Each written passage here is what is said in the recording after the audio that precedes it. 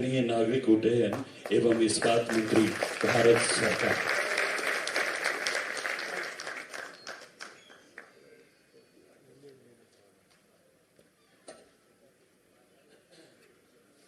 मंच पर आसीन हमारे साथ खजुराहो के सांसद एवं भारतीय जनता पार्टी के प्रदेश अध्यक्ष आदरणीय विष्णुदत्त शर्मा जी, मंच पर आसीन हमारे ऐतिहासिक भोपाल की सांसद सुश्री प्रज्ञा ठाकुर जी, इस मंच पर उपस्थित मध्य प्रदेश सरकार के कैबिनेट मंत्री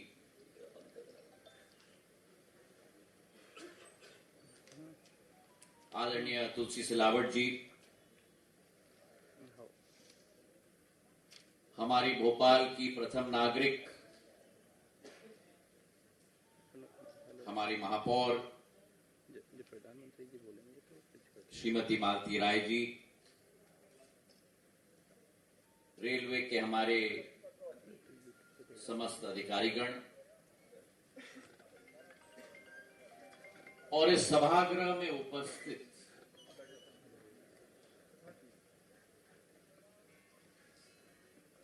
भोपाल की युवा शक्ति केवल नहीं, मध्य प्रदेश की युवा शक्ति केवल नहीं, लेकिन जिनको मैं बाएं से दाएं तक देख रहा हूं, ये मध्य प्रदेश का भविष्य यहां बैठा हुआ है, ये भारत का भविष्य यहां बैठा हुआ है, और ये अतिशयोक्ति नहीं होगी अगर मैं कहूं कि ये विश्व का भविष्य यहां बैठा है। आज एक ऐतिहासिक दिन है मेरे भाइयों और बहनों।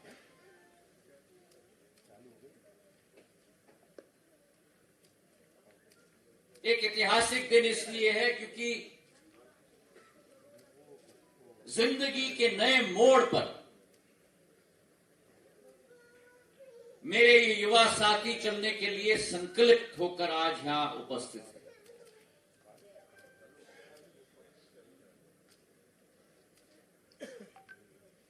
हमारे देश में दो बड़ी शक्तियां हैं।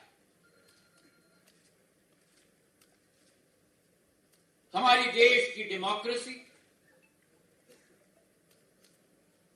हमारी देश की डेमोग्राफी, हमारी देश की जनतंत्र, लोकतंत्र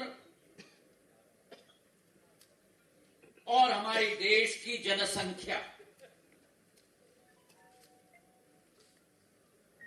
और इन दोनों शक्तियों ने जो इस देश की नींव बनती है, इन दोनों शक्तियों के आधार पे ही भारत दोबारा इतिहास में अपना सही जगह विश्व जगत में विश्व गुरु के रूप में स्थापित करेगा, इसका मुझे पूरा पूरा विश्वास है। आप अनुमान लगाओ,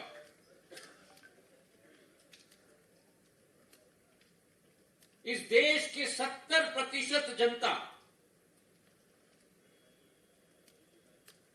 35 वर्ष के आयु से कम है। 70% जनता मतलब 130 करोड़ की आबादी में 90 करोड़ की आबादी आपकी आयु की श्रेणी की है। और 90 करोड़ का क्या मतलब? 90 करोड़ का यह मतलब है कि संयुक्त यूरोप को ले लो और उस संयुक्त यूरोप की 1.5 गुना आबादी मेरी देश की युवा शक्ति है।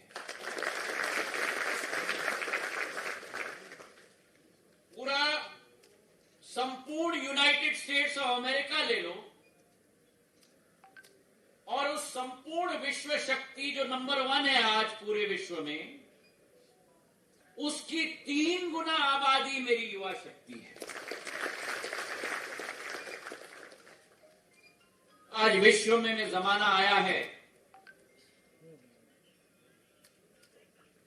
कि परिवर्तन अगर किसी के हाथ में, नई सोच विचारधारा किसी के हाथ में, नया आविष्कार करने की संभावना अगर किसी के हाथ में, तो वो मेरे युवाओं के हाथ। और इसी क्षमता को पहचानते हुए, इसी क्षमता को मानते हुए प्रधानमंत्री नरेंद्र मोदी जी ने जब आत्मनिर्भर भारत का निर्माण का संकल्प लिया, तो प्रथम पंक्ति में इस देश के युवाओं को रखने का संकल्प।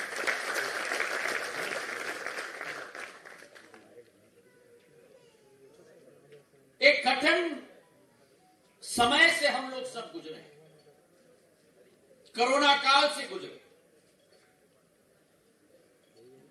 जिस कोरोना काल में कई लोग हमसे बिछड़ गए।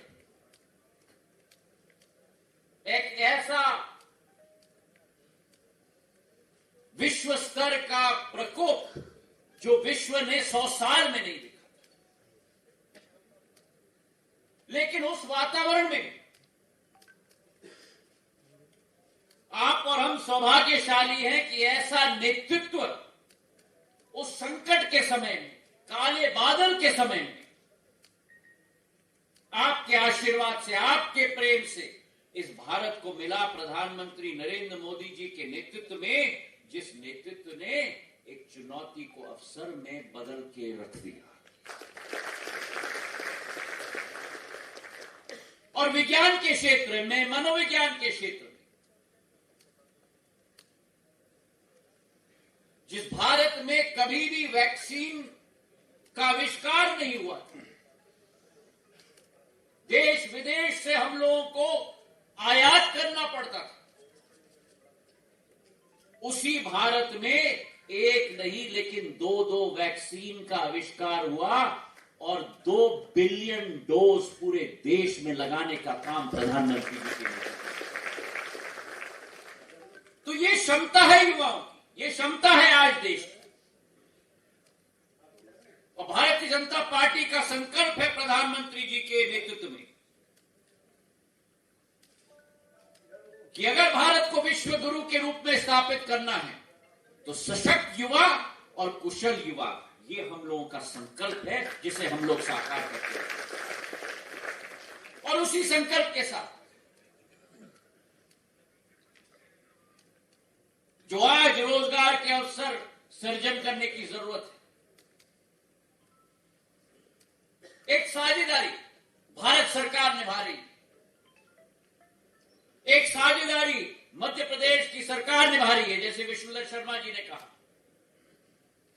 एक साझेदारी निभा रहे हैं निजी क्षेत्र के साथ।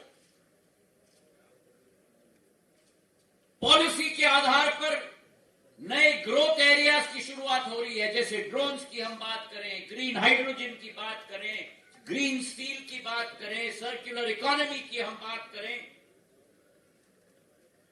4G से 5G का स्टैक का आविष्कार अब भारत में हो रहा है, जो कोई कल्पना नहीं कर सकता। वंदे भारत के ट्रेन 160 किलोमीटर की रफ्तार से चलने वाले ट्रेन आज भारत में बन रहे हैं और भारत में चल रहे हैं। तो ये एक जुगलबंदी निजी क्षेत्र के साथ रोजगार के अवसर सृजन करने, और उसी संकल्प के साथ प्रधानमंत्री जी ने ये रोजगार मेले की शुरुआत की और ठान लिया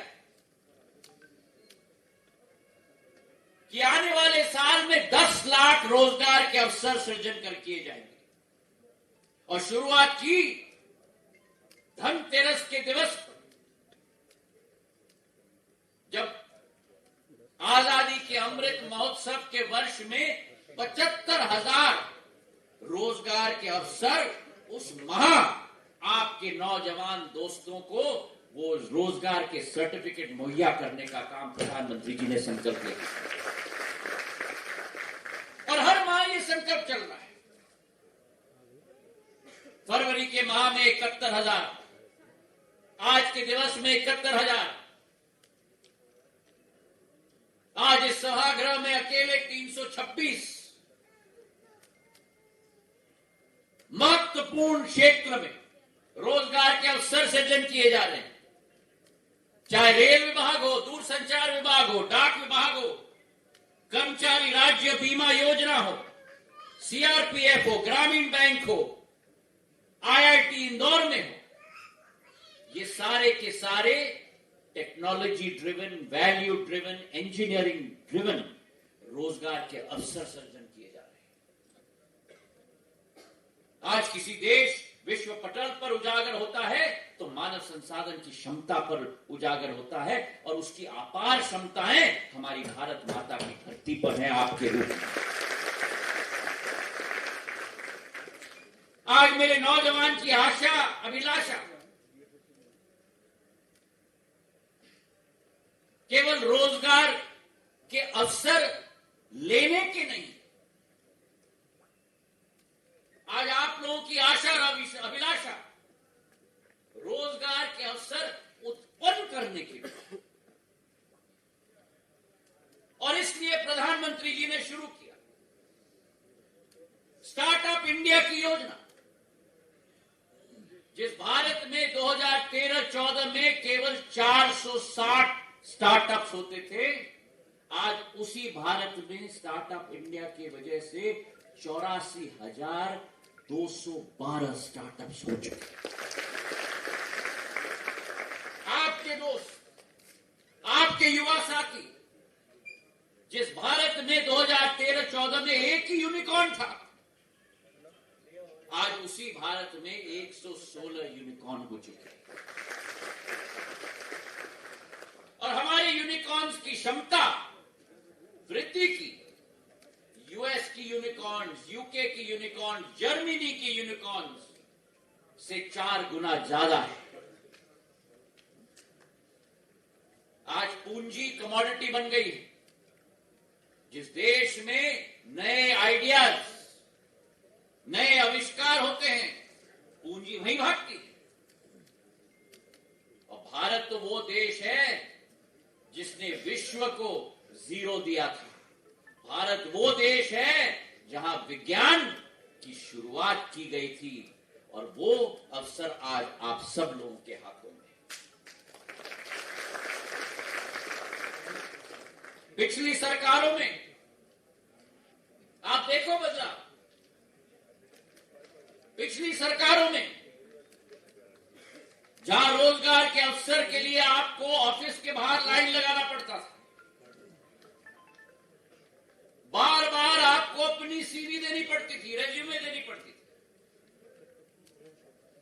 और मंत्रालयों और विभाग में अगर वैकेंसी होती थी, सालों साल वो वैकेंसी कभी भरी नहीं जाती। आज प्रधानमंत्री नरेंद्र मोदी जी के सरकार में परिवर्तन देखो। रोजगार के लिए आपको दर दर भटकना नहीं पड़ता। रोजगार का सर्टिफिकेट आपको ऐसे कार्यक्रम में स्वयं प्रधानमंत्री के द्वारा दिया जाता है।